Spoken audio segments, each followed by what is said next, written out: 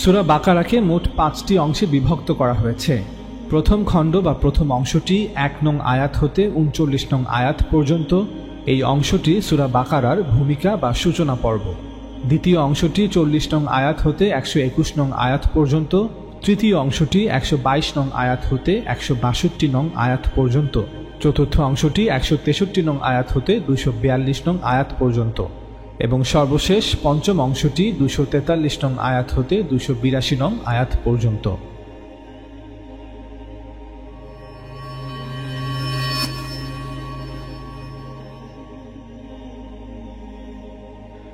আমাদের প্রথমেই জেনে রাখা উচিত যে সূরা বাকারা এবং সূরা আলে ইমরান একটি জোড়া সূরা, অর্থাৎ বিষয়বস্তু অনুসারে এই দুটি সূরা একটি জোড়া গঠন করে।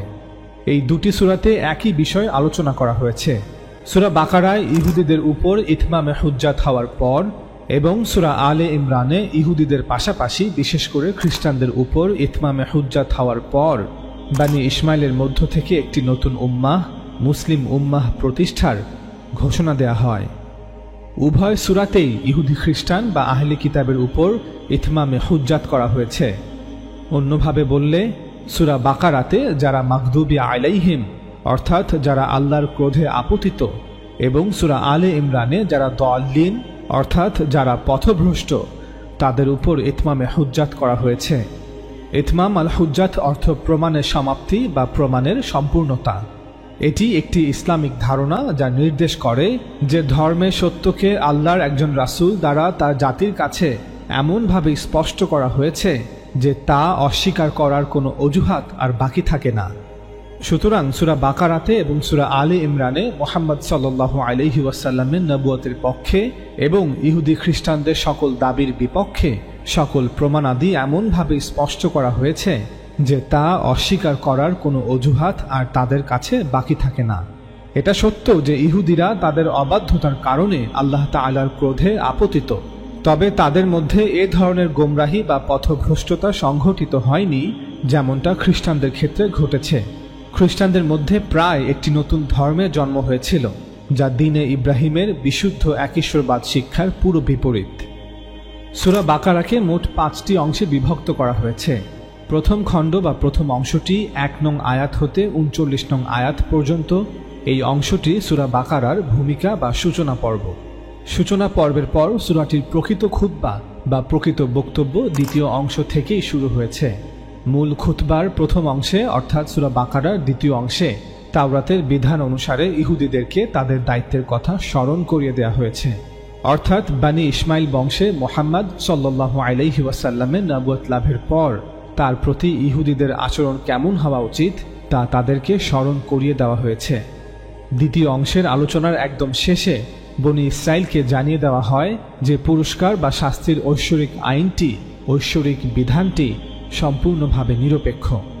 এক্ষেত্রে কোনো একটি গোষ্ঠীর বা কোনো একটি বংশের বিশেষ কোনো গুরুত্ব নেই। আখিরাতের সফলতা নির্ভর করবে শুধুমাত্র ঈমান ও নেক আমলের উপর। এগুলো ব্যতীত বিচার দিবসে আর কোনো কিছুই তাদের কোনো কাজে আসবে না। আল্লাহ তাআলা সূরা বাকারার দ্বিতীয় খণ্ডে কি বলেছেন তা খুবই সংক্ষিপ্তভাবে নিচে বর্ণনা করা হলো।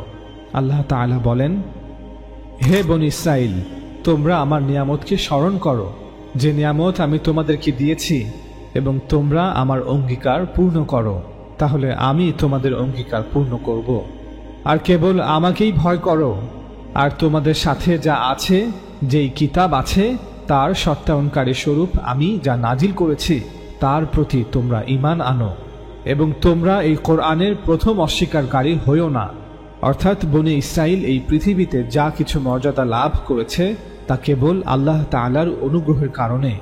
এটা এজন্য নয় যে তারা এর অধিকারী ছিল বা এজন্য নয় যে তারা একটি মহৎ জাতি ছিল। তাই তাদের কাছে মুহাম্মদ সাল্লাল্লাহু আলাইহি ওয়াসাল্লামের মাধ্যমে যে বার্তা উপস্থাপন করা হচ্ছে তা থেকে মুখ ফিরিয়ে নিয়ে তাদের অহংকার করা মোটেও উচিত নয়। আর তোমরা আমার আয়াতসমূহ সামান্য মূল্যে বিক্রি করো না, এবং কেবল আমাকেই ভয় করো। আর তোমরা হককে বাতিলের সাথে মিশ্রিত করো না, আর জেনে বুঝে হককে গোপন করো না। আর তোমরা সালাত কায়েম করো, যাকাত প্রদান করো, এবং রুকুকারীদের সাথে রুকু করো। তোমরা কি মানুষকে ভালো কাজের আদেশ দিচ্ছ আর নিজেদেরকে ভুলে যাচ্ছ? অথচ তোমরা কিতাব তেলাওয়াত করো, তোমরা কি বুঝো না? আর তোমরা ধৈর্য ও সালাতের মাধ্যমে সাহায্য চাও, নিশ্চয়ই তা বিনয়ী ছাড়া অন্যদের উপর কঠিন, যারা বিশ্বাস করে যে তারা তাদের রবের সাথে সাক্ষাৎ করবে এবং তারা তার দিকেই ফিরে যাবে। হে বানী ইসরাইল, তোমরা আমার নিয়ামতকে স্মরণ করো, যে নিয়ামত আমি তোমাদেরকে দিয়েছি, এবং নিশ্চয়ই আমি তোমাদেরকে বিশ্ববাসীর উপর শ্রেষ্ঠত্ব দিয়েছি। আর তোমরা সেই দিনকে ভয় করো যেদিন কেউ কারো কোনো কাজে আসবে না, আর কারো পক্ষ থেকে কোনো সুপারিশ গ্রহণ করাও হবে না, এবং কারো কাছ থেকে কোনো বিনিময় নেওয়া হবে না, আর তারা সাহায্য প্রাপ্তও হবে না। এরপর আল্লাহ তাআলা বনী ইসরাইলকে তাদের অপরাধনামা এক এক করে শুনিয়েছেন, পাশাপাশি তার সকল নিয়ামতের কথাও এক এক করে স্মরণ করিয়ে দিয়েছেন। আল্লাহ তাআলা বলেন, আর স্মরণ করো যখন আমি তোমাদেরকে ফিরআউনের দল থেকে রক্ষা করেছিলাম, তারা তোমাদেরকে কঠিন আযাব দিত, তোমাদের পুত্র সন্তানদেরকে জবেহ করত এবং তোমাদের নারীদেরকে বাঁচিয়ে রাখত, আর এতে তোমাদের রবের পক্ষ থেকে ছিল এক মহা পরীক্ষা।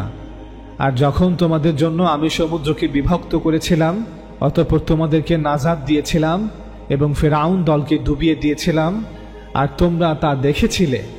আর যখন আমি মূসাকে 40 রাতের ওয়াদা দিয়েছিলাম, অতঃপর তোমরা তার যাওয়ার পর বাছুরকে উপাস্য রূপে গ্রহণ করেছিলে, আর তোমরা ছিলে জালিম। তারপর আমি তোমাদেরকে এসবের পর ক্ষমা করেছি, যাতে তোমরা শুকর আদায় করো। আর যখন মূসা তার কওমকে বলেছিল, হে আমার কওম, নিশ্চয়ই তোমরা বাছুরকে উপাস্য রূপে গ্রহণ করে নিজেদের উপর জুলুম করেছ। আর যখন তোমরা বললে, হে মূসা, আমরা তোমার প্রতি ঈমান আনব না যতক্ষণ না আমরা প্রকাশ্যে আল্লাহকে দেখি, ফলে বজ্র তোমাদেরকে পাকড়াও করল, আর তোমরা তা দেখেছিলে। অতঃপর আমি এই ঘটনার পর তোমাদের মৃত্যুর পর তোমাদেরকে পুনরুজ্জীবন দান করলাম, যাতে তোমরা শুকর আদায় করো। আর আমি তোমাদের উপর মেঘের ছায়া দিলাম এবং তোমাদের প্রতি নাজিল করলাম মান্না ওয়া সালওয়া। তোমরা সে পবিত্র বস্তু থেকে আহার করো যা আমি তোমাদেরকে রিজিক দিয়েছি। আর স্মরণ করো যখন মূসা তার কওমের জন্য পানি চাইল, তখন আমি বললাম, তুমি তোমার লাঠি দ্বারা পাথরকে আঘাত করো। ফলে তা থেকে উৎসাহিত হলো 12টি ঝর্ণা, প্রতিটি দল তাদের পানি পানের স্থান জেনে নিল। তোমরা আল্লাহর রিজিক থেকে আহার করো ও পান করো, এবং ফাসাদকারী হয়ে জমিনে ঘুরে বেরিও না। অতঃপর তোমাদের অন্তরসমূহ এরপরে কঠিন হয়ে গেল, যেন তা পাথরের মতো কিংবা তার চেয়েও শক্ত। আর নিশ্চয়ই পাথরের মধ্যে কিছু আছে যা থেকে নহর উৎসাহিত হয়, আর নিশ্চয়ই তার মধ্যে কিছু আছে যা চূর্ণ হয়, ফলে তা থেকে পানি বের হয়। আর নিশ্চয়ই তার থেকে কিছু আছে যা আল্লাহর ভয়ে ধসে পড়ে, আর আল্লাহ তোমরা যা করো সে সম্পর্কে গাফেল নন। হে ঈমানদাররা, তোমরা কি এই আশা করছো যে তারা তোমাদের প্রতি ঈমান আনবে? অথচ পূর্বে তাদের একটি দল ছিল যারা আল্লাহর বাণী শুনত, অতঃপর তা বুঝে নেয়ার পর তারা বিকৃত করত জেনে বুঝে। আর তাদের মধ্যে আছে নিরক্ষর, তারা মিথ্যা আকাঙ্ক্ষা ছাড়া কিতাবের কোনো জ্ঞান রাখে না, এবং তারা শুধুই ধারণা করে থাকে। সুতরাং ধ্বংস তাদের জন্য যারা নিজ হাতে কিতাব লিখে, তারপর বলে এটি আল্লাহর পক্ষ থেকে, যাতে তা তুচ্ছ মূল্যে বিক্রি করতে পারে। সুতরাং তাদের হাত যা লিখেছে তার পরিণামে তাদের জন্য ধ্বংস, আর তারা যা উপার্জন করেছে তার কারণেও তাদের জন্য ধ্বংস। আর তারা বলে, গোনা কয়েকদিন ছাড়া আগুন আমাদেরকে কখনো স্পর্শ করবে না। হে মুহাম্মদ, তাদেরকে বলো, তোমরা কি আল্লাহর নিকট ওয়াদা নিয়েছ? ফলে আল্লাহ তার ওয়াদা ভঙ্গ করবেন না? নাকি আল্লাহর উপর এমন কিছু বলছো যা তোমরা জানো না? হ্যাঁ, যে মন্দ উপার্জন করবে এবং তার পাপ তাকে বেষ্টন করে নেবে, তারাই আগুনের অধিবাসী, তারা সেখানে হবে স্থায়ী। আর যারা ঈমান এনেছে ও সৎ কাজ করেছে তারাই জান্নাতবাসী, তারা সেখানে স্থায়ী হবে। আর স্মরণ করো যখন আমি বনী ইসরাইলের অঙ্গীকার গ্রহণ করলাম যে তোমরা আল্লাহ ছাড়া কারো ইবাদত করবে না, এবং সদাচার করবে পিতামাতা, আত্মীয় স্বজন, ইয়াতীম ও মিসকিনদের সাথে, আর মানুষকে উত্তম কথা বলো, সালাত কায়েম করো এবং জাকাত প্রদান করো। অতঃপর তোমাদের মধ্য থেকে স্বল্প সংখ্যক ছাড়া তোমরা সকলে উপেক্ষা করে মুখ ফিরিয়ে নিলে। তারা আখিরাতের বিনিময়ে দুনিয়ার জীবনকে খরিদ করেছে, সুতরাং তাদের থেকে আযাব হালকা করা হবে না, এবং তারা সাহায্য প্রাপ্তও হবে না। আর আমি নিশ্চয়ই মূসাকে কিতাব দিয়েছি, এবং তারপরে একের পর এক রাসূল তাদের মধ্যে প্রেরণ করেছি, এবং মারিয়ামের পুত্র ঈসাকে দিয়েছি সুস্পষ্ট নিদর্শনসমূহ। আর তাকে শক্তিশালী করেছি পবিত্র আত্মার মাধ্যমে।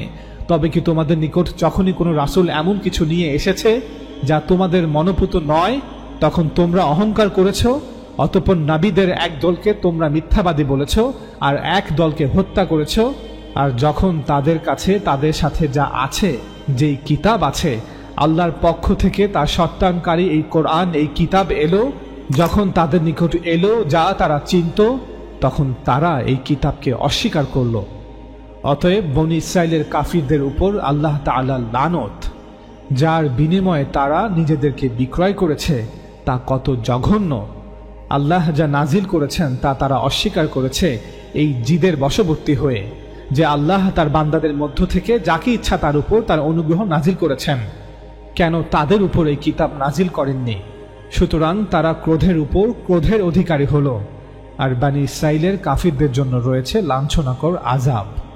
আর যখন তাদেরকে বলা হয় আল্লাহ যা নাজিল করেছেন তোমরা তার প্রতি ঈমান আনো, তারা বলে আমাদের প্রতি যা নাজিল হয়েছে আমরা তা বিশ্বাস করি, আর এর বাইরে যা আছে তা তারা অস্বীকার করে। অথচ এই কিতাব সত্য, তাদের সাথে যে কিতাব আছে এই কিতাব তার সত্যায়নকারী। হে মুহাম্মদ, তুমি বলো, তবে কেন তোমরা আল্লাহর নবীদেরকে পূর্বে হত্যা করতে, যদি তোমরা মুমিন হয়ে থাকো?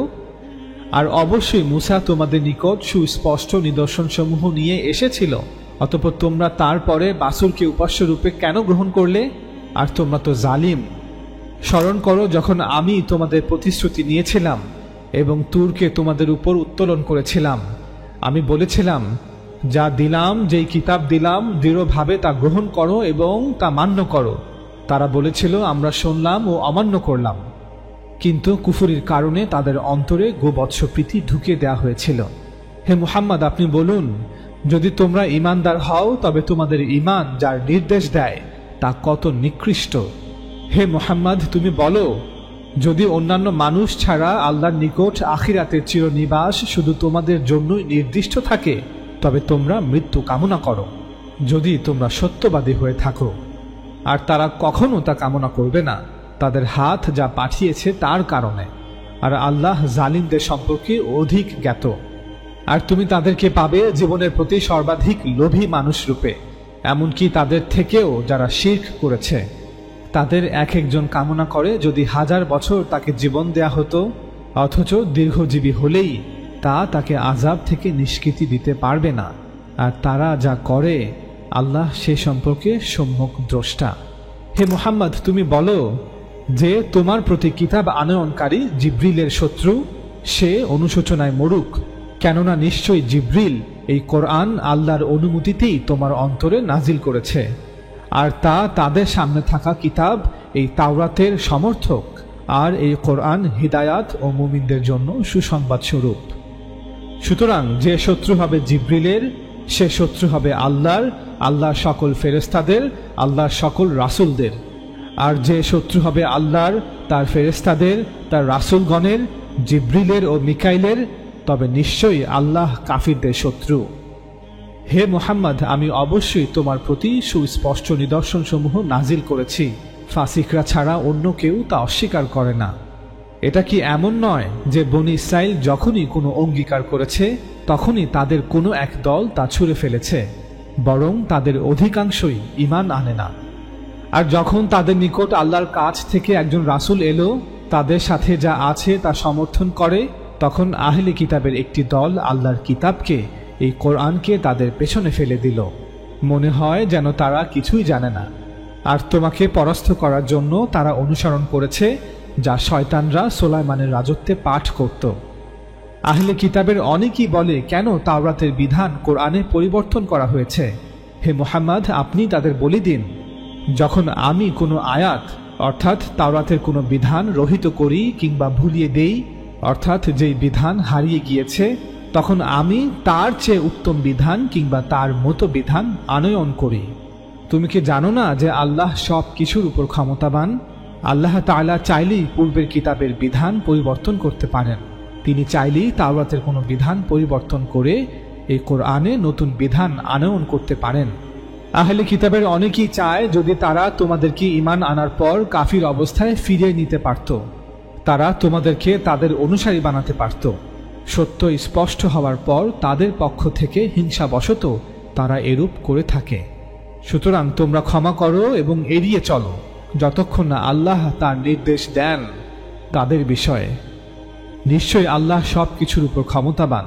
হে ঈমানদাররা, তোমরা সালাত কায়েম করো ও যাকাত দাও, এবং যে নেক আমল তোমরা নিজেদের জন্য আগে পাঠাবে তা আল্লাহর নিকট পাবে। তোমরা যা করছো নিশ্চয়ই আল্লাহ তার সম্যক দ্রষ্টা। আর তারা বলে যে ইহুদি কিংবা খ্রিস্টান হওয়া ছাড়া অন্য কেউ জান্নাতে প্রবেশ করবে না। অর্থাৎ ইহুদিরা বলে যতক্ষণ না সে ব্যক্তি ইহুদি হয়, এবং খ্রিস্টানরা বলে যতক্ষণ না সে ব্যক্তি খ্রিস্টান হয়। এটা তাদের মিথ্যা আশা। হে মুহাম্মদ, তুমি বলো, তোমরা তোমাদের এই কথার পক্ষে প্রমাণ নিয়ে আসো যদি তোমরা সত্যবাদী হয়ে থাকো। আর ইহুদিরা খ্রিস্টানদেরকে বলে খ্রিস্টানদের কোনো ভিত্তি নেই, এবং খ্রিস্টানরা ইহুদিদেরকে বলে যে ইহুদিদের কোনো ভিত্তি নেই, অথচ তারা উভয়ই কিতাব পাঠ করে। এভাবে যারা কিছুই জানে না তারাও একই কথা বলে। কাজেই যে বিষয়ে তারা মতভেদ করত, কিয়ামতের দিন আল্লাহ তাদের মধ্যে সেই বিষয়ে মীমাংসা করবেন। তারাই একে অপরকে আল্লাহর ইবাদত করতে বাধা প্রদান করছে, অথচ তার চেয়ে অধিক জালেম কে যে আল্লাহর মসজিদ সমূহে তার নাম স্মরণ করা থেকে বাধা প্রদান করে এবং তা বিরান করতে চেষ্টা করে। তাদের তো উচিত ছিল ভীত হয়ে সেই মসজিদে প্রবেশ করা। তাদের জন্য দুনিয়ায় রয়েছে লাঞ্ছনা, আর আখিরাতে তাদের জন্য রয়েছে মহা আযাব।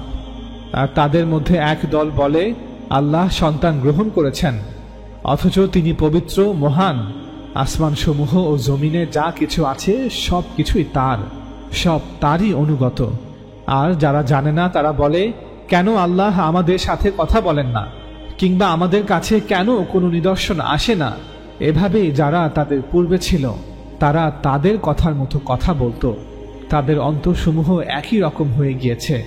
অথচ আমি তো আয়াতসমূহ সুস্পষ্ট করে দিয়েছি এমন কওমের জন্য যারা দৃঢ় বিশ্বাস রাখে। নিশ্চয়ই আমি তোমাকে প্রেরণ করেছি সত্যসহ সুসংবাদদাতা ও সতর্ককারী রূপে, এবং তোমাকে আগুনের অধিবাসীদের সম্পর্কে প্রশ্ন করা হবে না। আর এই ইহুদি ও খ্রিস্টানরা কখনো তোমার প্রতি সন্তুষ্ট হবে না যতক্ষণ না তুমি তাদের মিল্লাতের অনুসরণ করো। হে মুহাম্মদ, তুমি বলো, নিশ্চয়ই আল্লাহর হিদায়াতই হিদায়াত। আর যদি তুমি তাদের প্রবৃত্তির অনুসরণ করো, তোমার কাছে যে জ্ঞান এসেছে তারপরও, তবে আল্লাহর বিপরীতে তোমার কোনো অভিভাবক ও সাহায্যকারী থাকবে না। সূরা বাকারা আয়াত 40 থেকে 121। আমরা আগেই বলেছি যে সূরা বাকারার দ্বিতীয় অংশ বা দ্বিতীয় খণ্ডটি 121 নং আয়াতে শেষ হয়েছে। পরবর্তী খণ্ডটি অর্থাৎ তৃতীয় অংশটি 122 নং আয়াত হতে 162 নং আয়াত পর্যন্ত। দ্বিতীয় অংশের শুরুতে যে শব্দগুলো ছিল ঠিক একই শব্দ দিয়ে তৃতীয় অংশটি শুরু হয়েছে। শব্দগুলোর পুনরুক্তি এই সূরার বিষয়গুলির অগ্রগতি এবং কিভাবে সেগুলি ক্রমানুসারে সম্পর্কিত তা আমাদের সামনে গুরুত্বের সাথে বর্ণনা করছে। যে প্রসঙ্গটি দ্বিতীয় খণ্ডে শেষ হয়েছে তা আবার তৃতীয় খণ্ডে ভিন্ন দিক থেকে আলোচনা করা হয়েছে। অতএব তৃতীয় খণ্ডের আয়াতগুলি পূর্ববর্তী খণ্ডের সাথে সামগ্রিকভাবে সংযুক্ত। দ্বিতীয় খণ্ডে এটা স্পষ্ট হয়ে গিয়েছিল যে আহলে কিতাবের, বিশেষ করে ইহুদিদের ইসলাম গ্রহণের পথে সবচেয়ে বড় বাধা ছিল তাদের দাবি যে তারা ইব্রাহিম আলাইহিস সালামের বংশধর। সুতরাং হিদায়াত এবং পরিত্রাণ কেবলমাত্র তখনই পাওয়া যেতে পারে যখন একজন ব্যক্তি ইহুদি হবে। এই খণ্ডে ইব্রাহিম আলাইহিস সালাম এবং তার পুত্রদের বিবরণের সেই অংশটি উপস্থাপন করা হয়েছে, যা কেবল বনী ইসরাইলের এই দাবিগুলিকে অস্বীকার করে না, বরং মুহাম্মদ সাল্লাল্লাহু আলাইহি ওয়াসাল্লামের নবুয়াত এবং তার মিশনকে সম্পূর্ণরূপে বৈধতা দেয়। অন্য কথায়, এটি ইহুদি ও খ্রিস্টানদের জন্য একটি চূড়ান্ত আহ্বান যা তাদের সত্যের মুখোমুখি করেছে, এমন সত্য যা তারা ইচ্ছাকৃতভাবে অস্বীকার করতে চেয়েছিল। অর্থাৎ ইব্রাহিম আলাইহিস সালামের ধর্ম অনুসরণ করার আহ্বান, যা মুহাম্মদ সাল্লাল্লাহু আলাইহি ওয়াসাল্লাম তাদেরকে তাদের নিজেদের তৈরি করা বিদআত এবং কুসংস্কার বাদ দিয়ে আলিঙ্গন করতে বলেছিলেন। এই পরিপ্রেক্ষিতে দ্বিতীয় খণ্ডের আলোচিত বিষয় এই তৃতীয় খণ্ডে পূর্ণতা পেয়েছে। আল্লাহ তাআলা সূরা বাকারার তৃতীয় খণ্ডে কি বলেছেন তা খুবই সংক্ষিপ্তভাবে নিচে বর্ণনা করা হলো। আল্লাহ তাআলা বলেন, হে বানী ইসরাইল, তোমরা আমার নিয়ামতকে স্মরণ করো, যে নিয়ামত আমি তোমাদেরকে দিয়েছি, আর নিশ্চয়ই আমি তোমাদেরকে শ্রেষ্ঠত্ব দিয়েছি পৃথিবীর অন্য সকল সম্প্রদায়ের উপর। অর্থাৎ বনি ইসরাইল এই পৃথিবীতে যা কিছু মর্যাদা লাভ করেছে তা কেবল আল্লাহ তাআলার অনুগ্রহের কারণে। এটা এজন্য নয় যে তারা এর অধিকারী ছিল, বা এজন্য নয় যে তারা একটি মহৎ জাতি ছিল। আর স্মরণ করো যখন ইব্রাহিমকে তার রব কয়েকটি বাণী দিয়ে পরীক্ষা করলেন, অতঃপর সে তা পূর্ণ করল। তিনি বললেন, আমি তোমাকে মানব জাতির জন্য ইমাম বানাবো। অর্থাৎ ইব্রাহিম আলাইহিস সালামের বংশধর এতটাই বরকতময় হবে যে তাদের মাধ্যমে একঈশ্বরবাদের দাওয়াত পৃথিবীর অন্যান্য জাতির কাছেও পৌঁছে যাবে। এর ফলে ইব্রাহিম আলাইহিস সালাম পৃথিবীর সমস্ত জাতির নেতা ও প্রধান হবেন। আজ বর্তমান পৃথিবীতে তিনি প্রায় 400 কোটি মানুষের ইমাম। আল্লাহ তাআলা বললেন, আমি তোমাকে মানব জাতির জন্য ইমাম বানাবো। সে বলল, আমার বংশধরদের থেকেও? তিনি বললেন, জালিমরা আমার ওয়াদা প্রাপ্ত হয় না।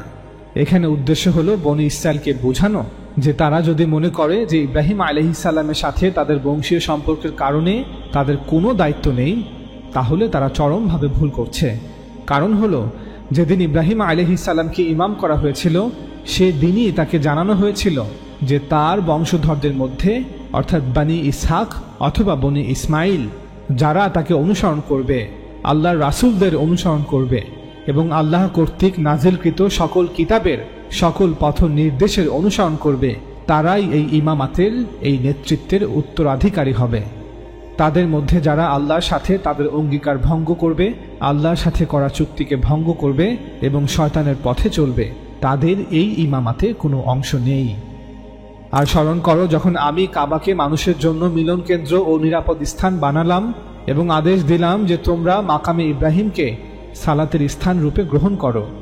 আর আমি ইব্রাহিম ও ইসমাইলকে দায়িত্ব দিয়েছিলাম যে তোমরা আমার গৃহকে তাওয়াফকারী, ইতিকাফকারী ও রুকুকারী সিজদাকারীদের জন্য পবিত্র করো। অতএব মুহাম্মদ সাল্লাল্লাহু আলাইহি ওয়াসাল্লাম ইব্রাহিমেরই বংশধর এবং তারই অনুসারী। তাছাড়া আল্লাহ তাআলা ইহুদিদের কাছে এটাও স্পষ্ট করে দিলেন যে এই কাবা ঘরটি প্রথমে একটি মসজিদ হিসেবে নির্মিত হয়েছিল এবং এখন ইসমাইল বংশের এই শেষ রাসূল মুহাম্মদ সাল্লাল্লাহু আলাইহি ওয়াসাল্লাম পবিত্র মসজিদের এই মর্যাদা পুনরুজ্জীবিত করতে এসেছেন। একইভাবে এই আয়াতে মক্কাকে ইব্রাহিম আলাইহিস সালামের মাকাম বা বাসস্থান বলা হয়েছে, কারণ ইহুদিরা তাওরাত এবং তানাখের বিভিন্ন স্থানে পরিবর্তন করেছিল যাতে ইব্রাহিম আলাইহিস সালামের সাথে আল্লাহর ঘর এবং কোরবানির স্থান যা ছিল মারওয়া এর সম্পর্ক ছিন্ন করা যায়। মাকামে ইব্রাহিম শব্দটি ব্যবহার করে কোরআন প্রকৃতপক্ষে ইহুদিদের কর্তৃক কিতাব পরিবর্তনের বিষয়টি খণ্ডন করেছে। এরপর আল্লাহ তাআলা বলেন, আর স্মরণ করো যখন ইব্রাহিম বলল, হে আমার রব, আপনি একে নিরাপদ নগরী বানান এবং এর অধিবাসীদেরকে ফলমূলের রিজিক দিন যারা আল্লাহ ও শেষ দিনের প্রতি ঈমান এনেছে। আল্লাহ বললেন, যে কুফরি করবে তাকে আমি স্বল্প ভোগোপকরণ দিব, অতঃপর তাকে আগুনের আযাবে প্রবেশ করতে বাধ্য করব, আর তা কত মন্দ পরিণতি। আর স্মরণ করো যখন ইব্রাহিম ও ইসমাইল কাবার ভিতগুলো উঠাচ্ছিল এবং বলছিল, হে আমাদের রব, আমাদের পক্ষ থেকে কবুল করুন, নিশ্চয়ই আপনি সর্বশ্রোতা, সর্বজ্ঞানী। হে আমাদের রব, আমাদেরকে আপনার অনুগত করুন এবং আমাদের বংশধরের মধ্য থেকে আপনার অনুগত জাতি বানান, আর আমাদেরকে আমাদের ইবাদতের বিধিবিধান দেখিয়ে দেন, আর আমাদেরকে ক্ষমা করুন, নিশ্চয়ই আপনি ক্ষমাশীল, পরম দয়ালু। হে আমাদের রব, তাদের মধ্যে তাদের থেকে একজন রাসূল প্রেরণ করুন যে তাদের প্রতি আপনার আয়াতসমূহ তিলাওয়াত করবে এবং তাদেরকে কিতাব ও হিকমত শিক্ষা দিবে এবং তাদেরকে পবিত্র করবে। নিশ্চয়ই আপনি পরাক্রমশালী, প্রজ্ঞাময়। ইব্রাহিম আলাইহিস সালাম এবং ইসমাইল আলাইহিস সালামের প্রার্থনায় রাসূল শব্দের দ্বারা ইহুদিদেরকে বিশেষভাবে জানিয়ে দেয়া হয় যে ইব্রাহিম আলাইহিস সালাম এবং ইসমাইল আলাইহিস সালাম যে নবীর প্রেরিত হওয়ার প্রার্থনা করেছিলেন তিনি সেই ব্যক্তি ছিলেন যাকে মুসা আলাইহিস সালাম তাওরাতে পরিচয় করিয়ে দিয়েছিলেন। এই বিষয়ে আমরা বিস্তারিত ভিডিও তৈরি করেছি, লিংক নিচে দেয়া থাকবে। ইব্রাহিম আলাইহিস সালামের এই প্রার্থনা অনুসারেই মুহাম্মদ সাল্লাল্লাহু আলাইহি ওয়াসাল্লামকে আল্লাহর রাসূল হিসেবে প্রেরণ করা হয়েছিল। অতঃপর আল্লাহ তাআলা বলেন, আর যে নিজেকে নির্বোধ বানিয়েছে সে ব্যতীত কে ইব্রাহিমের আদর্শ থেকে বিমুখ হতে পারে? অর্থাৎ বনি ইসরাইল নিজেদেরকে ইব্রাহিম আলাইহিস সালামের ধর্মের একমাত্র ধারক বলে মনে করে, কিন্তু যখন এই ধর্মটি তাদের সামনে উপস্থাপন করা হচ্ছে তখন তারাই তা এড়িয়ে যাওয়ার চেষ্টা করছে। আর অবশ্যই আমি ইব্রাহিমকে দুনিয়াতে বেছে নিয়েছি এবং নিশ্চয়ই সে আখিরাতে নেককারদের অন্তর্ভুক্ত থাকবে। যখন তার রব ইব্রাহিমকে বলল, তুমি আত্মসমর্পণ করো সে বলল, আমি সকল সৃষ্টির রবের কাছে নিজেকে সমর্পণ করলাম। পরবর্তীতে ইব্রাহিম ও ইয়াকুব তাদের পুত্রদেরকে এরই নির্দেশ দিয়ে বলেছিলেন, হে পুত্রগণ, আল্লাহ তোমাদের জন্য এই দিনকে মনোনীত করেছেন, কাজেই আত্মসমর্পণকারী মুসলিম না হয়ে তোমরা মারা যেও না। ইয়াকুবের যখন মৃত্যু এসেছিল, তোমরা কি তখন উপস্থিত ছিলে? তিনি যখন সন্তানদের বলেছিলেন, আমার পরে তোমরা কার ইবাদত করবে? তারা বলেছিল, আমরা আপনার ইলাহ ও আপনার পিতৃপুরুষ ইব্রাহিম, ইসমাইল ও ইসহাকের ইলাহ, সেই এক ইলারই ইবাদত করব, আর আমরা তার কাছেই আত্মসমর্পণকারী। ইয়াকুব আলাইহিস সালামের সন্তানেরা যেভাবে আত্মবিশ্বাসী ও জোরালোভাবে ইসমাইল আলাইহিস সালামের নাম উল্লেখ করেছেন, তা থেকে বোঝা যায় যে তাদের সময় পর্যন্ত ইসমাইল আলাইহিস সালাম এবং তার বংশধরদের বিরুদ্ধে বনী ইসরায়েলের কোনো পক্ষপাত ছিল না। পরবর্তী সময়ে তাদের পরই এর বিকাশ ঘটেছিল। আল্লাহ তাআলা এরপর বলেন, তারা ছিল এমন এক জাতি যারা অতীত হয়ে গেছে। তারা যা অর্জন করেছে তা তাদের, বর্তমানে তোমরা যা অর্জন করছো তা তোমাদের, আর তারা যা করত সে সম্পর্কে তোমাদের প্রশ্ন করা হবে না। অর্থাৎ আহলে কিতাবরা যদি মনে করে যে তাদের বাপ দাদার আমলও তাদের হিসাবে গণ্য হবে, তাহলে এটা ভিত্তিহীন অনুমান। আর তারা বলে, তোমরা ইয়াহুদি কিংবা নাসারা হয়ে যাও, হিদায়াত পেয়ে যাবে। অর্থাৎ ইহুদিরা বলে যে ইহুদি হলে পরিত্রাণ পাওয়া যাবে, এবং খ্রিস্টানরা বলে যে খ্রিস্টান হলে পরিত্রাণ পাওয়া যাবে। হে মুহাম্মদ, তুমি বলো, বরং আমরা ইব্রাহিমের মিল্লাতের অনুসরণ করি, যে একনিষ্ঠ ছিল এবং যে মুশরিকদের অন্তর্ভুক্ত ছিল না। হে ঈমানদাররা, তোমরা বলো, আমরা ঈমান এনেছি আল্লাহর উপর এবং যা নাজিল করা হয়েছে আমাদের উপর, এবং যা নাজিল করা হয়েছে ইব্রাহিম, ইসমাইল, ইসহাক, ইয়াকুব ও তাদের সন্তানদের উপর, আর যা প্রদান করা হয়েছে মুসা ও ঈসাকে, এবং যা প্রদান করা হয়েছে তাদের রবের পক্ষ হতে সকল নবীগণকে। আমরা তাদের কারো মধ্যে তারতম্য করি না, আর আমরা তারই অনুগত। আমরা মুসলিমরা আল্লাহর নবীদের মধ্যে বৈষম্য করি না, যা তোমরা করে থাকো। অতএব যদি তারা ঈমান আনে তোমরা যেরূপে তার প্রতি ঈমান এনেছ, তবে অবশ্যই তারা হেদায়েত প্রাপ্ত হবে। অর্থাৎ মুসলমানরা যেভাবে কোনো বৈষম্য ও পক্ষপাত ছাড়াই সকল নবীদের প্রতি ঈমান এনেছে, আহলে কিতাবদেরও তা করা উচিত। আর যদি তারা বিমুখ হয়, তাহলে তারা রয়েছে কেবল বিরোধিতায়। তাই তাদের বিপক্ষে তোমার জন্য আল্লাহই যথেষ্ট, আর তিনি সর্বশ্রোতা, সর্বজ্ঞ। আহলে কিতাবদের বলো, তোমরা আল্লাহর রঙে রঞ্জিত হও, আর রঙের দিক দিয়ে আল্লাহর চেয়ে কে বেশি সুন্দর, আর আমরা তারই ইবাদতকারী। এটা এমন রং যে রঙে আল্লাহর সমস্ত নবী ও রাসূলদের বিশ্বাস করা উচিত, কোনো পক্ষপাতিত্ব বা বৈষম্য ছাড়াই। একটু লক্ষ্য করলে দেখা যায় যে এই আয়াতে ব্যাপটিজম বা বাপ্তিস্মের আচার অনুষ্ঠানের ব্যাপারে আহলে কিতাবদের সামান্য কটাক্ষ করা হয়েছে। অন্য কথায় ইহুদি খ্রিস্টানদের আহ্বান জানানো হচ্ছে যে তাদের যদি কিছু দিয়ে নিজেকে রঙিন করতেই হয়, তবে তা আল্লাহর রং হওয়া উচিত। এটি পানির মাধ্যমে ঘটে না, বরং তার উপাসনার মাধ্যমে এবং কোনো পক্ষপাত বা বৈষম্য ছাড়াই কেবল তার নির্দেশনায় বিশ্বাস করার মাধ্যমে ঘটে। বলো, তোমরা কি আমাদের সাথে আল্লাহর ব্যাপারে বিতর্ক করছো? অর্থাৎ একটি নির্দেশে বিশ্বাস করা এবং অন্যটিকে প্রত্যাখ্যান করা এমন যেন তারা আল্লাহ সম্পর্কে বিতর্ক করছে, অথচ তিনি আমাদের রব ও তোমাদের রব। আর আমাদের জন্য রয়েছে আমাদের আমলসমূহ, এবং তোমাদের জন্য রয়েছে তোমাদের আমলসমূহ, এবং আমরা তার জন্যই একনিষ্ঠ। নাকি তোমরা বলছো, নিশ্চয় ইব্রাহিম, ইসমাইল, ইসহাক, ইয়াকুব ও তাদের সন্তানেরা ছিল ইয়াহুদি কিংবা নাসারা। বলো, তোমরা অধিক জ্ঞাত নাকি আল্লাহ? আর তার চেয়ে অধিক জালিম কে, যে আল্লাহর পক্ষ থেকে তার কাছে যে সাক্ষ্য রয়েছে তা গোপন করে, আর তোমরা যা করো আল্লাহ সে সম্পর্কে গাফিল নন। হে নবী, আমি ইব্রাহিমের নির্মিত মসজিদকে তোমার কিবলা করার সিদ্ধান্ত নিয়েছি। এখন তাদের মধ্য হতে নির্বোধরা অচিরেই বলবে যে এ যাবৎ তারা যে কিবলা অনুসরণ করে আসছিল তা থেকে কিসে তাদেরকে ফিরালো? তারা কেন আকসা থেকে কাবার দিকে মুখ ফিরালো? বলুন, পূর্ব ও পশ্চিম আল্লাহরই, তিনি যাকে ইচ্ছা সরল পথের হিদায়াত করেন। আর এভাবেই আমি তোমাদেরকে মধ্যপন্থী উম্মত বানিয়েছি, যাতে তোমরা মানুষের উপর সাক্ষী হও এবং রাসূল সাক্ষী হন তোমাদের উপর। আর ইতিপূর্বে যে কিবলা অর্থাৎ আকসার উপর তুমি ছিলে, তাকে সাময়িক সময়ের জন্য কেবল এজন্যই নির্ধারণ করেছিলাম যাতে আমি জেনে নেই যে বনি ইসমাইলের মধ্যে কে মুহাম্মদ সাল্লাল্লাহু আলাইহি ওয়াসাল্লামকে অনুসরণ করে এবং কে তার পেছনে ফিরে যায়, শুধুমাত্র কিবলার অজুহাত পেশ করে, যদিও তা অতি কঠিন অন্যদের কাছে, তাদের ছাড়া যাদেরকে আল্লাহ হেদায়েত করেছেন। এটি ছিল একটি অস্থায়ী নির্দেশ, যা বনি ইসমাইলকে পরীক্ষা করার জন্য দেয়া হয়েছিল। বনি ইসরাইল এই পরীক্ষায় ব্যর্থ হলেও বনি ইসমাইল এই কঠিন পরীক্ষায় উত্তীর্ণ হয়েছে। এবং আল্লাহ এমন নন যে তিনি তোমাদের ঈমানকে বিনষ্ট করবেন। নিশ্চয় আল্লাহ মানুষের প্রতি অত্যন্ত স্নেহশীল, পরম দয়ালু। আর যাদেরকে কিতাব দেওয়া হয়েছে তুমি যদি তাদের নিকট সব নিদর্শন নিয়ে আসো, তারা তোমার কিবলার অনুসরণ করবে না, আর তুমিও তাদের কিবলার অনুসরণকারী নও, আর তারা একে অপরের কিবলার অনুসারী নয়। আর যদি তুমি তাদের প্রবৃত্তি অনুসরণ করো তোমার নিকট জ্ঞান আসার পরও, তবে নিশ্চয়ই তুমি তখন জালিমদের অন্তর্ভুক্ত হবে। সূরা বাকারা আয়াত 122 থেকে 162। সূরা বাকারার 3য় খণ্ডের শেষের দিকে ঘোষণা করা হয়েছে যে বনি ইসমাইলের মধ্য থেকে একটি মুসলিম উম্মাহ গঠিত হয়েছে, যারা হচ্ছে ইব্রাহিমের বংশধরদের একটি শাখা।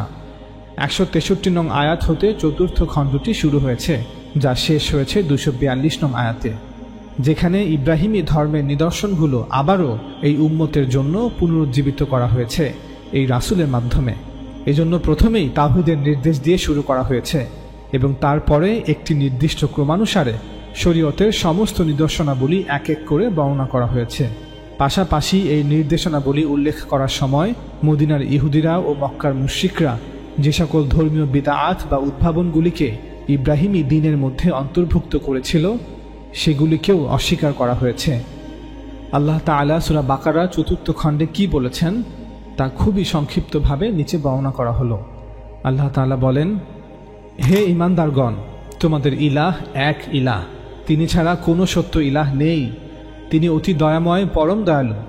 ভালো কাজ এটা নয় যে তোমরা তোমাদের চেহারা পূর্ব ও পশ্চিম দিকে ফিরাবে, বরং ভালো কাজ হলো যে ঈমান আনে আল্লাহ, শেষ দিবস, ফেরেশতাগণ, কিতাব ও নবীগণের প্রতি, এবং যে সম্পদ প্রদান করে তার প্রতি আসক্তি সত্ত্বেও নিকট আত্মীয়গণকে, ইয়াতিম, অসহায়, মুসাফির ও প্রার্থনাকারীকে এবং বন্দি মুক্তিতে, এবং যে সালাত কায়েম করে, জাকাত দেয় এবং যারা অঙ্গীকার করে তা পূর্ণ করে, যারা ধৈর্য ধারণ করে কষ্ট ও দুর্দশায় ও যুদ্ধের সময়, তারাই সত্যবাদী এবং তারাই মুত্তাকি।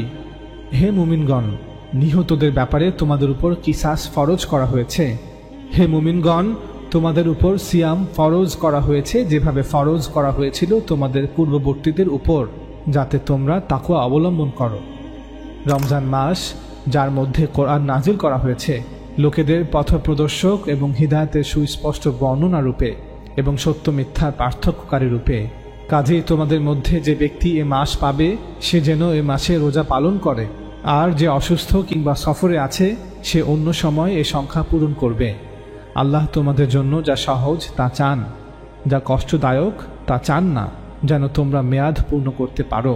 আর তোমাদেরকে সৎ পথে পরিচালিত করার কারণে তোমরা আল্লাহর মাহাত্ম্য ঘোষণা করো, যাতে তোমরা কৃতজ্ঞতা প্রকাশ করতে পারো। সিয়ামের রাতে তোমাদের জন্য তোমাদের স্ত্রীদের নিকট গমন হালাল করা হয়েছে। তারা তোমাদের জন্য পরিচ্ছদ এবং তোমরা তাদের জন্য পরিচ্ছদ। আর তোমরা আল্লাহর রাস্তায় তাদের বিরুদ্ধে লড়াই করো যারা তোমাদের বিরুদ্ধে লড়াই করে, এবং সীমা লঙ্ঘন করো না। নিশ্চয় আল্লাহ সীমা লঙ্ঘনকারীদেরকে পছন্দ করেন না। আর তোমরা আল্লাহর রাস্তায় ব্যয় করো এবং নিজ হাতে নিজেদেরকে ধ্বংসের দিকে নিক্ষেপ করো না, আর সুকর্ম করো। নিশ্চয় আল্লাহ সুকর্মশীলদেরকে ভালোবাসেন। আর হজ ও ওমরা আল্লাহর জন্য পূর্ণ করো। আর তোমরা তোমাদের মাথা মুন্ডন করো না যতক্ষণ না পশু তার যথাস্থানে পৌঁছে। আর তোমাদের মধ্যে যে অসুস্থ কিংবা তার মাথায় যদি কোনো কষ্ট থাকে, তবে সিয়াম কিংবা সদাকা অথবা পশু জবে এর মাধ্যমে ফিদিয়া দেবে। হজ হয় সুবিদিত মাসগুলোতে। তারপর যে কেউ এ মাসগুলোতে হজ করা স্থির করে, সে হজের সময় স্ত্রী সম্ভোগ, অন্যায় আচরণ ও কলহ বিবাদ করবে না। আর তোমরা উত্তম কাজ থেকে যাই করো, আল্লাহ তা জানেন। হে মুমিনগণ, তোমরা ইসলামে পরিপূর্ণরূপে প্রবেশ করো এবং শয়তানের পদাঙ্ক অনুসরণ করো না। নিশ্চয়ই সে তোমাদের জন্য স্পষ্ট শত্রু। বনী ইসরাইলরা কি এরই অপেক্ষা করছে যে মেঘের ছায়ায় আল্লাহ ও ফেরেশতাগণ তাদের নিকট আগমন করবে এবং সব বিষয়ে ফয়সালা করে দেয়া হবে, আর আল্লাহর নিকটই সব বিষয় প্রত্যাবর্তিত হবে। বনী ইসরাইলকে জিজ্ঞাসা করো, আমি তাদেরকে কত সুস্পষ্ট নিদর্শন দিয়েছি, আর যে আল্লাহর নিয়ামত তার কাছে আসার পর তা বদলে দেবে, তাহলে নিশ্চয়ই আল্লাহ আযাব দানে কঠোর। বনী ইসরাইলদের মধ্যে যারা কুফরি করেছে, দুনিয়ার জীবনকে তাদের জন্য সুশোভিত করা হয়েছে, আর তারা মুমিনদের নিয়ে উপহাস করে। আর যারা তাকওয়া অবলম্বন করেছে তারা কিয়ামত দিবসে তাদের উপরে থাকবে। আর আল্লাহ যাকে চান বেহিসাব রিজিক দান করেন। তারা তোমাকে জিজ্ঞাসা করে তারা কি ব্যয় করবে। বলো, তোমরা যে সম্পদ ব্যয় করবে তা পিতা মাতা, আত্মীয়, ইয়াতিম, মিসকিন ও মুসাফিরদের জন্য। আর যে কোনো ভালো কাজ তোমরা করো, নিশ্চয়ই সে ব্যাপারে আল্লাহ সুপরিজ্ঞাত। তারা তোমাকে মদ ও জুয়া সম্পর্কে জিজ্ঞাসা করে। বলো, এই দুটোই রয়েছে বড় পাপ ও মানুষের জন্য উপকার, আর তার পাপ তার উপকারিতার চেয়ে অধিক বড়। আর তারা তোমাকে জিজ্ঞাসা করে তারা কি ব্যয় করবে। বলো, যা কিছু প্রয়োজনের অতিরিক্ত। এভাবে আল্লাহ তোমাদের জন্য আয়াতসমূহ স্পষ্টভাবে বর্ণনা করেন, যাতে তোমরা চিন্তা করো দুনিয়া ও আখিরাতের ব্যাপারে। আর তোমরা মুশরিক নারীদের বিয়ে করো না যতক্ষণ পর্যন্ত না তারা ঈমান আনে, এবং মুমিন দাসী মুশরিক নারীর চেয়ে নিশ্চয়ই উত্তম, যদিও মুশরিক নারী তোমাদেরকে মুগ্ধ করে। আর তোমাদের নারীদেরকে মুশরিক পুরুষদের সাথে বিয়ে দিও না যতক্ষণ না তারা ঈমান আনে। আর একজন মুমিন দাস একজন মুশরিক পুরুষের চেয়ে উত্তম। তারা তোমাদেরকে আগুনের দিকে আহ্বান করে, আর আল্লাহ তোমাদেরকে জান্নাত ও ক্ষমার দিকে আহ্বান করেন। আর মানুষের জন্য তার আয়াতসমূহ স্পষ্ট রূপে বর্ণনা করেন, যাতে তারা উপদেশ গ্রহণ করতে পারে। আর তারা তোমাকে হায়েজ সম্পর্কে প্রশ্ন করে। বলো, অবশ্যই তা কষ্ট, সুতরাং তোমরা হায়েজ কালে স্ত্রীদের থেকে দূরে থাকো, এবং তারা পবিত্র না হওয়া পর্যন্ত তাদের নিকটবর্তী হইও না। অতঃপর যখন তারা পবিত্র হবে তখন তাদের নিকট আসো, যেভাবে আল্লাহ তোমাদেরকে নির্দেশ দিয়েছেন। নিশ্চয়ই আল্লাহ তাওবাকারীদেরকে ভালোবাসেন, এবং ভালোবাসেন অধিক পবিত্রতা অর্জনকারীদেরকে। আর তোমরা সৎ কাজ, তাকওয়া এবং মানুষের মধ্যে শান্তি স্থাপন থেকে বিরত থাকার জন্য আল্লাহর নামের শপথকে অজুহাত করো না। আল্লাহ সর্বশ্রোতা, সর্বজ্ঞ। আল্লাহ তোমাদেরকে তোমাদের অর্থহীন শপথের জন্য পাকড়াও করবেন না, কিন্তু পাকড়াও করবেন যা তোমাদের অন্তরসমূহ অর্জন করেছে। আর আল্লাহ ক্ষমাশীল, সহনশীল। যারা তাদের স্ত্রীদের সাথে মিলিত না হওয়া শপথ করবে তারা 4 মাস অপেক্ষা করবে। অতঃপর তারা যদি ফিরিয়ে নেয় তবে নিশ্চয়ই আল্লাহ ক্ষমাশীল, পরম দয়ালু। আর যদি তারা তালাকের দৃঢ় ইচ্ছা করে নেয় তবে নিশ্চয়ই আল্লাহ সর্বশ্রোতা, সর্বজ্ঞ। আর তালাকপ্রাপ্তা স্ত্রীগণ 3 রজস্রাব কাল প্রতীক্ষায় থাকবে। আর তারা আল্লাহ ও আখিরাতের উপর ঈমান রাখলে তাদের গর্ভাশয়ে আল্লাহ যা সৃষ্টি করেছেন তা গোপন রাখা তাদের পক্ষে হালাল নয়। আর যদি তারা স্বামী স্ত্রী আপোষ নিষ্পত্তি করতে চায় তবে এতে তাদের পুনঃগ্রহণে তাদের স্বামীরা বেশি হকদার। আর নারীদের তেমনই ন্যায়সঙ্গত অধিকার আছে যেমন আছে তাদের উপর পুরুষদের। আর স্ত্রীদের উপর স্বামীদের মর্যাদা আছে। আর আল্লাহ পরাক্রমশালী, প্রজ্ঞাময়। তালাক হবে 2 বার। অতঃপর স্ত্রীকে হয় বিধি মতো রেখে দেওয়া, নতুবা সদয়ভাবে মুক্ত করে দেওয়া। আর তোমরা তোমাদের স্ত্রীদেরকে যা প্রদান করেছ তা থেকে কোনো কিছু গ্রহণ করা তোমাদের পক্ষে হালাল নয়। তারপর যদি তোমরা আশঙ্কা করো যে তোমরা আল্লাহর সীমারেখা রক্ষা করে চলতে পারবে না, তবে স্ত্রী কোনো কিছুর বিনিময়ে নিষ্কৃতি পেতে চাইলে তাতে তাদের কারো কোনো অপরাধ নেই। এসব আল্লাহর সীমারেখা, সুতরাং তোমরা এর লঙ্ঘন করো না। আর যারা আল্লাহর সীমারেখা লঙ্ঘন করে তারাই জালিম।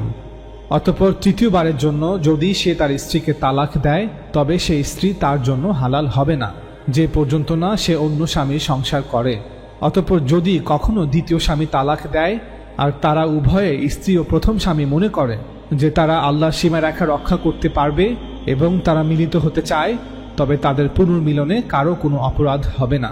এগুলো আল্লাহর সীমারেখা যা তিনি স্পষ্টভাবে এমন কমের জন্য বর্ণনা করেন যারা জানে।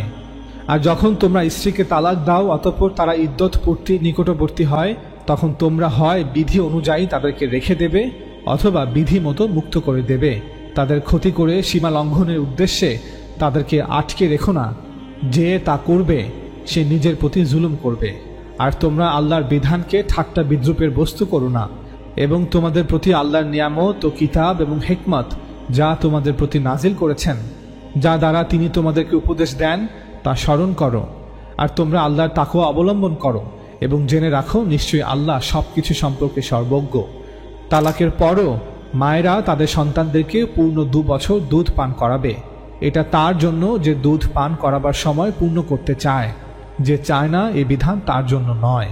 আর পিতার উপর কর্তব্য বিধি মোতাবেক মায়েদেরকে অর্থাৎ তার সাবেক স্ত্রীকে তালাকের পরও খাবার ও পোশাক প্রদান করা, যেহেতু সে তার সন্তানকে দুধ পান করাচ্ছে।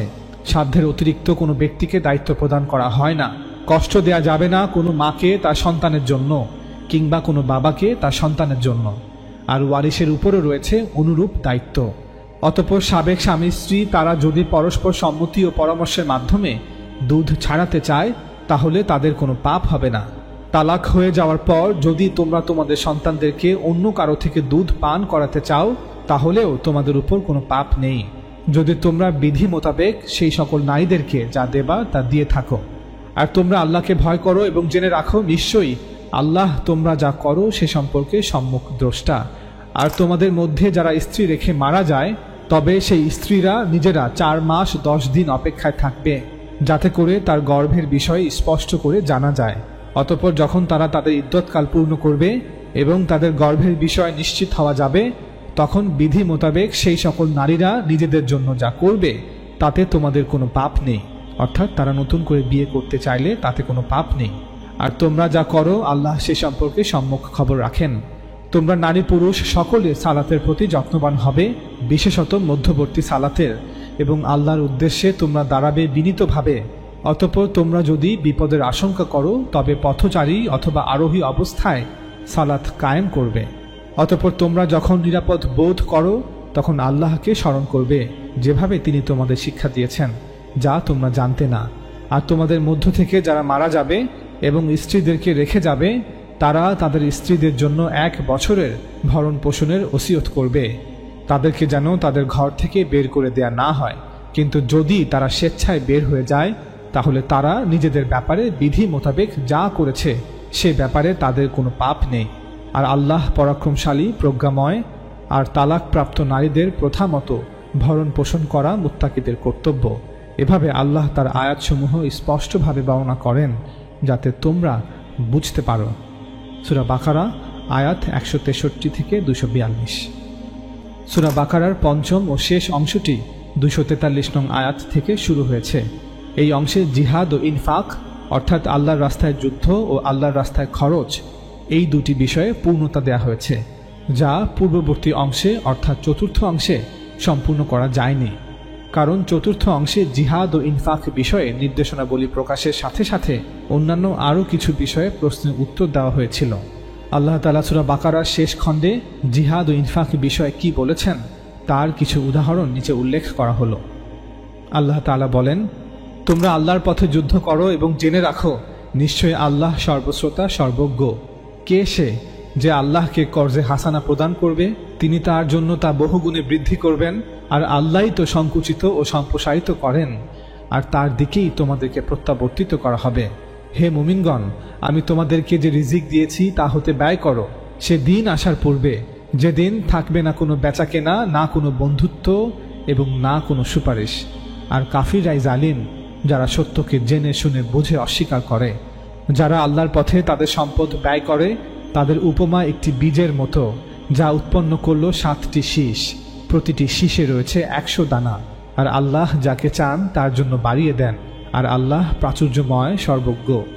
যারা আল্লাহর রাস্তায় তাদের সম্পদ ব্যয় করে অতঃপর তারা যা ব্যয় করেছে তার পেছনে খোঁটা দেয় না এবং কোনো কষ্টও দেয় না, তাদের জন্য তাদের রবের নিকট তাদের প্রতিদান রয়েছে এবং তাদের কোনো ভয় নেই, আর তারা চিন্তিত হবে না। যে দানের পর কষ্ট দেয়া হয় তার চেয়ে উত্তম কথা ও ক্ষমা প্রদর্শন শ্রেয়, আর আল্লাহ অভাবমুক্ত সহনশীল। হে মুমিনগণ, তোমরা খোঁটা ও কষ্ট দেওয়ার মাধ্যমে তোমাদের সদাকা বাতিল করো না, সে ব্যক্তির মতো যে তার সম্পদ ব্যয় করে লোক দেখানোর উদ্দেশ্যে এবং বিশ্বাস করে না আল্লাহ ও শেষ দিনের প্রতি। অতএব তার উপমা এমন যেন একটি মসৃণ পাথর যার উপরে রয়েছে মাটি, অতঃপর তাতে প্রবল বৃষ্টি পড়ল, ফলে তাকে একেবারে পরিষ্কার করে ফেলল। এভাবেই ওই সকল দানশীল ব্যক্তির দান তাদের কোনো কাজে আসবে না। তারা যা অর্জন করেছে তার মাধ্যমে তারা কোনো কিছু করার ক্ষমতা রাখে না, আর আল্লাহ কাফির জাতিকে হিদায়াত দেন না।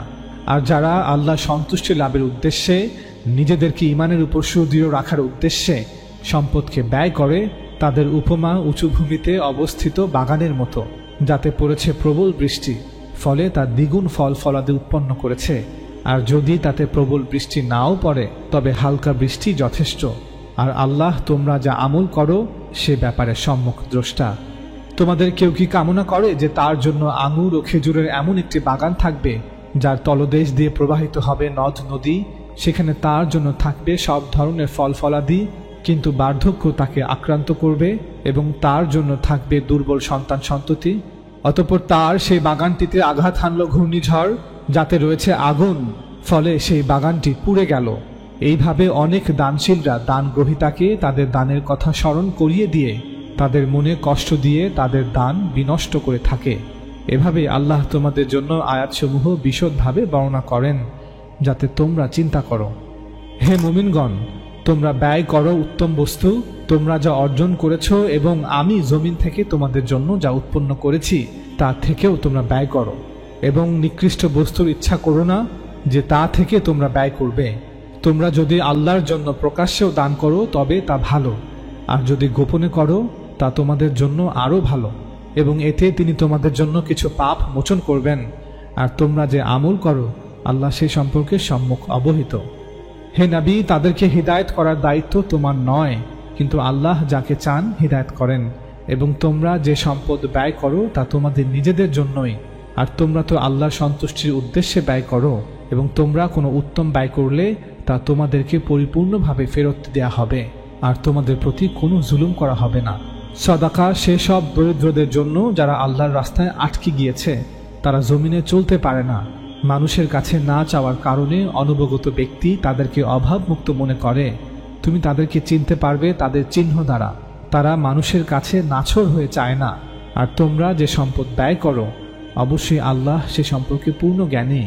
যারা নিজেদের ধন সম্পদ রাতে ও দিনে, গোপনে ও প্রকাশ্যে ব্যয় করে, তাদের প্রতিদান তাদের রবের নিকট রয়েছে, আর তাদের কোনো ভয় নেই এবং তারা চিন্তিতও হবে না। আল্লাহ সুদকে মিটিয়ে দেন, নিশ্চিহ্ন করে দেন, এবং সদকাকে বাড়িয়ে দেন। আর আল্লাহ কোনো অধিক কুফরকারী পাপীকে ভালোবাসেন না। নিশ্চয়ই যারা ঈমান এনেছে, সৎ কাজ করেছে, সালাত প্রতিষ্ঠা করেছে এবং যাকাত দিয়েছে, তাদের প্রতিদান রয়েছে তাদের রবের নিকট, আর তাদের কোনো ভয় নেই এবং তারা চিন্তিতও হবে না। হে মুমিনগণ, তোমরা আল্লাহকে ভয় করো এবং সুদের যা অবশিষ্ট আছে তা এখনই পরিত্যাগ করো, যদি তোমরা মুমিন হও। কিন্তু যদি তোমরা তা না করো, তাহলে আল্লাহ ও তার রাসূলের পক্ষ থেকে যুদ্ধের ঘোষণা নাও। আর যদি তোমরা তওবা করো, তবে তোমাদের মূলধন তোমাদেরই থাকবে, অর্থাৎ সুদ ছেড়ে দিয়ে মূলধন আদায় করতে পারবে। তোমরা জমিনে জুলুম করবে না, তো তোমাদের প্রতিও জুলুম করা হবে না। আর যদি সে অসচ্ছল হয়, তাহলে সচ্ছলতা আসা পর্যন্ত তার অবকাশ রয়েছে। অর্থাৎ ঋণ গ্রহীতা ঋণ পরিশোধে অক্ষম হলে ঋণদাতা ঋণ গ্রহীতাকে তার ঋণ পরিশোধে যথেষ্ট সময় দিবে। আর সদাকা করে দেয়া তোমাদের জন্য উত্তম, তার ঋণকে ক্ষমা করে দেয়াই তোমাদের জন্য উত্তম, যদি তোমরা জানতে। সূরা বাকারা আয়াত 243 থেকে 280।